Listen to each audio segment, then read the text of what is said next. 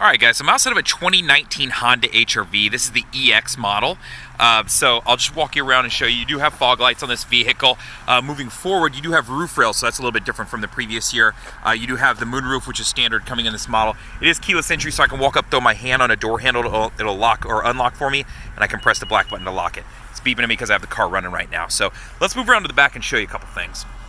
So the first thing I'm gonna do is pop open the back. It's got a quick release right under there, which if you didn't see that, I'll actually show you. The quick release is right there, and then you can see your camera's actually right there next to it. So in the back, first thing you see is carpeted floor mats, comes standard in the car.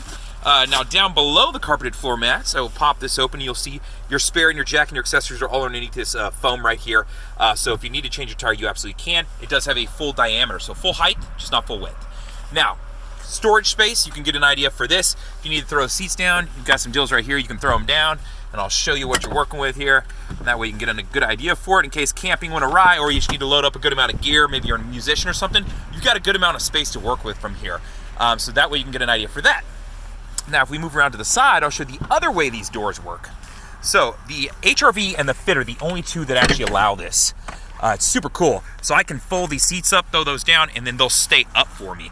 So it's really cool. It gives me that additional space in here. So if I needed to load up like a TV, a bicycle, potted plants, anything that needs height but not necessarily width, that's where this comes into play. Or if my dog was gonna get in the back because he's been in the mud or in the water, this makes a lot of sense. You can see I've got a good amount of space to work with from here. So indicative of the HRV and of the Fit. So let's hop in the front seat and we'll look at some different things. All right, so let's hop in and go over some stuff. Now I'm gonna start you on the left side and just walk you across the dash and explain some things. So let's start there. The first thing I'll show you is your window controls. They're all right here, and then you have an auto up down on your driver's side, so you can send it all the way down or all the way up with one touch. Now your window locks are gonna be right here, and then your door locks are here. Your mirror controls, you got a left and a right pad, and then you can adjust them, so that's how that works. Moving down onto the dash. So this car comes with Honda Sensing Standard. So that's new in 2019, different from 18.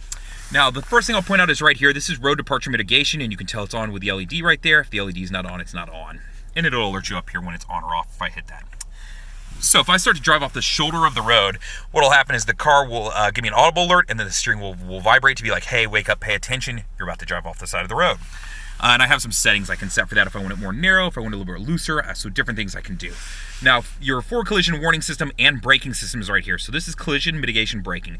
This is always on unless you press and hold this to turn it off. It takes that long to turn it off. So you're not gonna get in the car and accidentally bump this. So you can see that it's now off right there. When I turn it back on, same thing, you can see it pop on over there. So what this is in the event that I am looking like I'm gonna rear end somebody, first it'll give me an alert in the dash, and then it'll audibly alert me, and then it'll actually start to apply the brakes to prevent the accident. So that's how this function works. So it's one of those features you can turn on and off if you want. I don't know why you'd want this off, but if you don't like it, you absolutely can turn it off, so be aware of that. Now next to it, you're gonna see a car with some squiggly lines. That's this button right here. This is Vehicle Stability Assist. This is always on also. This works with your traction control. So in the event that you go into a skid, it will transfer power to the left or the right side, whichever wheel is getting better traction to help prevent that skid. So that's how this function works. Now above that is the Econ button. So if I press this, you'll see a green leaf pop on, and a little bit of display over there will show me when it's on and off. If this button is on, what it means is it's gonna help improve your gas mileage, but in doing so, you're gonna give up some things. So keep that in mind. It's going to affect the AC unit, so it's not going to blow quite as hard when this is on. It's also going to affect the accelerator, so if you smash the accelerator to the floorboard, it's not going to take off and go quite as fast. So keep that in mind when you're using this button. Now moving on to the steering wheel. So good amount of buttons and different things going on from here. So I'm going to start you on the left side. So right here, the first button you're going to see pop up, this will toggle quickly between your Bluetooth and your audio. So if you need to jump over, you can quickly do that without having to touch the touch screen if you don't want to mess with it, right? So you can see I just threw it on there, and then Bluetooth popped up. So I'm gonna turn that down. You do have volume controls over here, and you did see I do have a volume knob here, which was kind of a point of contention for a lot of people, so know that that's how that works. And then the control to power it on and off is right here too. So on the left side, you've got some different things here. So I've got a left and right arrow. So if I need to switch between XM satellite radio, FM, AM, I can toggle between. So you can see it jumping between my favorites down there. And I'm just using the left and right arrows to do it. So that's how that works. Now my source button is going to switch between anything, so FM, AM, USB, whatever I've got connected up that I can pull. So right now it's just going to be FM, AM, and then the Sirius XM for 90 days. So that's what the source button does right there. Now, depending on what audio I have pulled up, if I press this button right here, it's going to give me some quick jumps that I can do off of the steering wheel. So if I want to scan, if I want to save a preset, if I want to search a channel or different things like that, so that's what this button is. So that's just how that works. Now down below, you're going to see the Bluetooth controls, and that will be to answer a phone call, to hang up, and use voice command. So that's what these 3 buttons are set up for, and you just pull those trigger towards you. So that's how this works. That voice command button down here at the bottom will also work with Apple CarPlay and Android Auto, which I can go over here in just a second. Now moving to the right side of the steering wheel, this is where some of the additional Honda sensing features are. So the first thing I'm going to point out is the main button. If the main button is on, you're going to see LKAS, which stands for Lane Keep Assist, and ACC, which stands for Adaptive Cruise Control. So those are 2 of the additional Honda sensing features that you can use in the car. All right, so let's go over those 2 features. First one is Lane Keep Assist right here. So if I press this button, you're going to see some dotted lines appear up here. So you see them popping on and off. When you're going over 45 miles an hour, those will fill in solid if it's reading the road. In doing so, it is using a camera that's actually up in this box to detect the lines on the road. You'll know it's reading them because those dotted lines will fill in solid. Now, if you start to drift out of your lane while this feature is on, it will actually correct and pull you to the left or right and keep you centered in your lane. It's real subtle. It's just there to help you out and make sure if you spill your coffee, your kid's yelling at you, if your dog jumps on you, that you don't drift into somebody else. That's the purpose of Lane Keep Assist. Now, Adaptive Cruise Control is set up to where once I get to my speed, I would press set to set the speed, and then I can set the distance it keeps between me and the car for me using this button. So when I press this, you'll see up here, you saw those boxes come on. The more boxes, the more space it's going to keep between me and the car in front of me. So I'll zoom in so you can see it a little bit better. So that's what's going on right there. And this one's just you just have to kind of figure it out yourself and find out what you're comfortable with. Now, let's say you're like, well, I want to use regular cruise control, but I don't want it adjusting the speed for me and keeping distance between cars in front of me. If you press and hold this button, it'll flip over to just your standard cruise. So now I can use just a standard cruise control. And if I want to toggle back, press and hold it until it beeps. There you go. So that's how you can switch between those 2. Now down below that, you're going to see some buttons right here. And what that is that's going to allow you access to these controls up here. So whether I want tripometer information, whether I want to toggle between trip A, trip B, so you can see them down there. I've got 9 miles on this car. A has 8.4, so I can do that. Now vehicle settings, this is where I can affect things like your tire pressure monitoring if I need to recalibrate it. If I want to affect things like my door locks, maintenance info as far as getting oil life, stuff like that.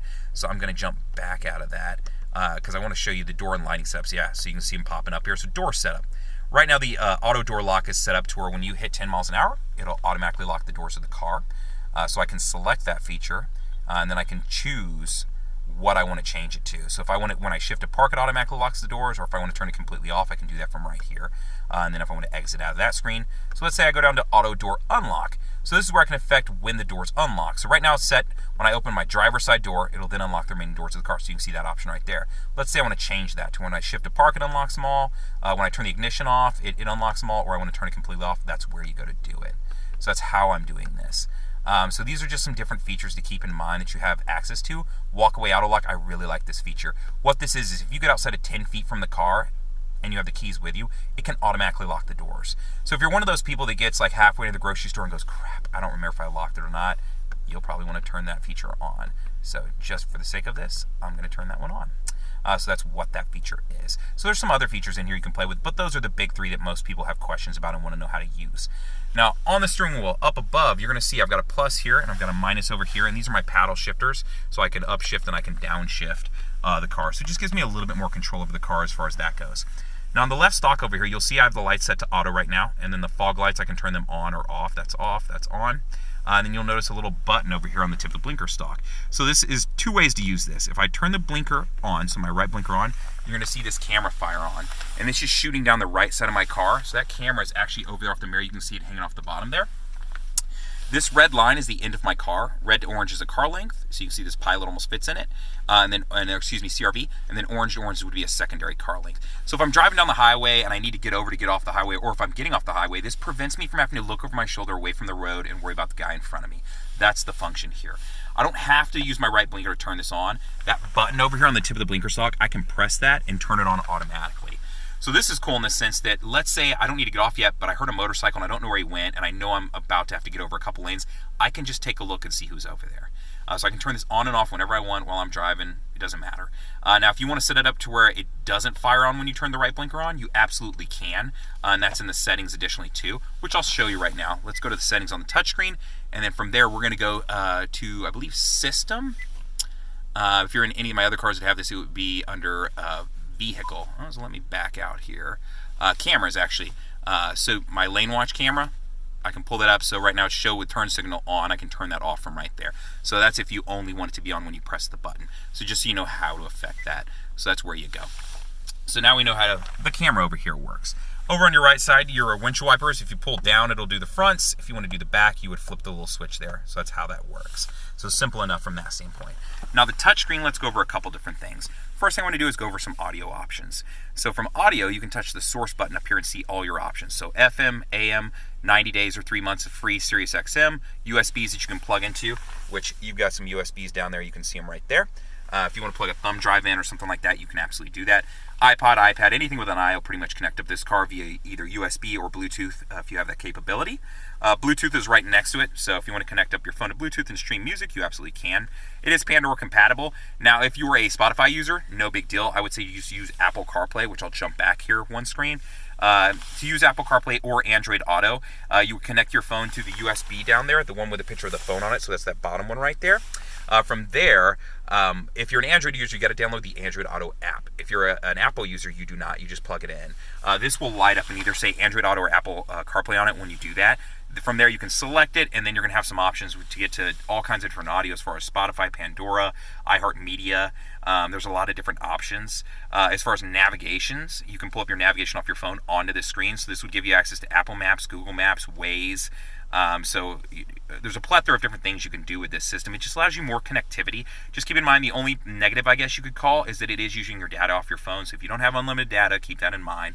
Outside of that, this is an option to have free navigation and a lot of connectivity through your phone. So that's what's going on from the smartphone connection. Now moving to info right here, this is where I can pull up tripometer information on the car. So you can see I have it right here. If I wanted to go back, I could also set up a screensaver. So if I wanted to load up a photo, I could select a PNG or a JPEG and upload it right here. All I would need to do is get a USB like thumb drive, plug it into that top one, and then go into the menu. And then I want to add, to it, and I can go from there, clock wallpaper type. From there, I would, walk through these prompts, and I can add my own custom wallpaper. So easy to do. If you have questions about it, let me know. I'd be more than happy to help you. So Honda Link is set up. Depending on the trim level of the car and the vehicle that you're looking at, and you can look at every single Honda available, Honda Link is going to offer some different features. So whether I can start my car from my phone, whether I can do the door locks from my phone, maybe it's as simple as giving me maintenance reminders and recall notices. So there's a lot of different things. Some of them are subscription-based, some aren't, and you're going to get some for free depending on what car you pick and what trim level. So HondaLink.com, you can check this out. One important feature that is tied to this that's in every single one of our cars that I really like is, in the event that you get into an accident, the car can be set up to where Honda can call you. From there, if you don't answer, they can call 911 for you. This is 100% free. It's a safety feature built in, part of Honda Link, so just be aware of that. It's a really cool feature. Not everybody offers something like that for free. Next, your Bluetooth. If you've never connected a phone up, you can touch that and it'll start the prompts for you and walk you through. Would you like to add a phone? Yes, I would. Turn your Bluetooth on and hit OK, and then move from there. Now, if you were adding a secondary or third phone to the car, you would go to Settings. From here, you would want to select Bluetooth and Wi-Fi. And then we want to go to the Bluetooth device list because we want to add something to that list. And then down here, add a Bluetooth device. And then same thing, turn your Bluetooth on and rock and roll. So that's how that works. Now below that, your smartphone connection, that's what I mentioned earlier for Apple CarPlay and Android Auto. So that's where you would access that. Now settings up here, I showed you a little bit of this earlier. You can affect your phone, your Bluetooth and audio, smartphone, system. System will just jump over to hey, do I want the theme to be blue? As far as that goes, the background color, maybe I want to switch it over to a different color or something like that. Do I want it to beep every time I touch a button? So your beep volume is in here. So just different stuff like this. You can play with it and look around. If you have questions about something, let me know. Now down below that is going to be your AC controls. So on here, I can, let me turn it on first here. You can see I do have a digital layout and I can control as far as hot, cold, how much air I want. you know what I mean? So it's going to be a single setup here as far as the AC. It's not like a dual left and right controls. This car also has heated seats, which are right here. If I touch the button, you'll see I do have a couple different options, and I've got it on the left and right side, so the button's over there too. And then down below is where I want the air to go, so I don't think the AC needs a whole lot of explanation. Now your shifter, actually I'm going to turn this off. You know, park, reverse, neutral, drive, you know what I mean? This stuff is pretty self-explanatory. Sport mode. Below that is your parking brake. To use your parking brake, you put your foot on the brake, lift up to set it, and when you do so, you'll see park pop up there. To release it, you would put your foot on the brake and press down to release it. So this doesn't require a whole lot of effort. It's pretty easy to understand. It's just like a handbrake where you would lift it up or push it down. It's just electronic. Now the next button requires me to have my seatbelt on. If I have brake hold on, I'm going to press this button, and you're going to see brake hold come up here in green right there. Now, what this is if I'm in stop and go traffic and I have the car in drive, I have my foot on the brake right now, and the car's not moving. When I release my foot from the brake, no foot on the brake, car's still in drive, it's not moving. So when I touch the gas, it will then move forward. Then when I come to a complete stop again, foot's on the brake, I release my foot, and now the car is at a dead stop again. This is great for stop and go traffic. You know what I mean? If you get caught, like here in Austin, if I get caught in traffic on certain highways, it's going to be gridlocked for a good portion of time. That's the function of this feature. So that's what brake hold is. You turn it on once, and then every time you come to and stop, it'll hold it. So if you get caught on a busy road or one with like stoplights every 100 feet, that's a great time to use this. And you don't have to press the button every time. When you press it, it's on. So it shows me brake hold's on, and then it's currently holding for me. So it's letting me know I can let my foot off the brake. So if you're a little nervous the first time you try it out, this is a good way an indicator to let you know, right? So that's what brake hold is. Now I'm going to throw it in reverse because I'm going to back up some anyways, but I want to show you that you have 3 different views on this camera. Right now you're looking at a wide angle. I can switch over to just a normal, and then this one's aimed straight down. So where this really comes into play is when I'm backing up to another car, a pole, different things like that. So if we back up the car some, which let me make sure I'm all lined up here, you can see that I'm coming on back. Right? So when I get close enough to something where I don't know exactly how close I am, I can flip over. And this would be like if I was backing up to a curb or garage, something like that, I can look and see exactly where I'm at. So perfect example, you can see that pillar over there.